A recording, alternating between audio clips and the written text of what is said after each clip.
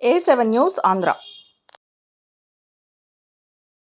జిల్లా లింగపాలెం మండలం ముడిచెర్ల ఆదివారం గోల శ్రీను అనే వ్యక్తి తోటలో వేరే సామాజిక వర్గం చెందిన వ్యక్తి విచారణ రహితంగా కొట్టి దాడి చేయటంతో ఏలూరు హాస్పిటల్లో ప్రాణాపాయ స్థితిలో ఉన్నాడని, దాడి చేసిన వారిపై కేసు కట్టకుండా పోలీసులు నిర్లక్ష్యంగా వ్యవహరిస్తున్నారని ధర్మాజిగూడెం పోలీస్ స్టేషన్ వద్ద నిరసన వ్యక్తం చేశారు.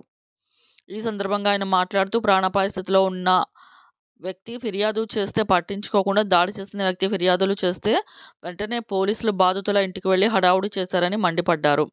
యాదవ సామాజిక వర్గం ఆడపడుచులను పంపిస్తే 10,000 ఇస్తామని నీచంగా మాట్లాడారని, ఇలాంటి వారిని కఠినంగా శిక్షించాలని అన్నారు. 2-3 రోజుల్లో పోలీసులు కేసు నమోదు చేసి దాడి చేసిన వ్యక్తిని అరెస్టు చేయకపోతే రాష్ట్ర వ్యాప్తంగా ఉన్న యాదవులు మొత్తం ధర్మాజిగూడెం పోలీస్ స్టేషన్ వద్ద ధర్నా చేస్తామని హెచ్చరించారు. ఈ విషయంపై ఎంపీ, ఎమ్మెల్యేతో కూడా మాట్లాడతామని, బాధితులకు న్యాయం జరిగే వరకు పోరాటం చేస్తామని అన్నారు.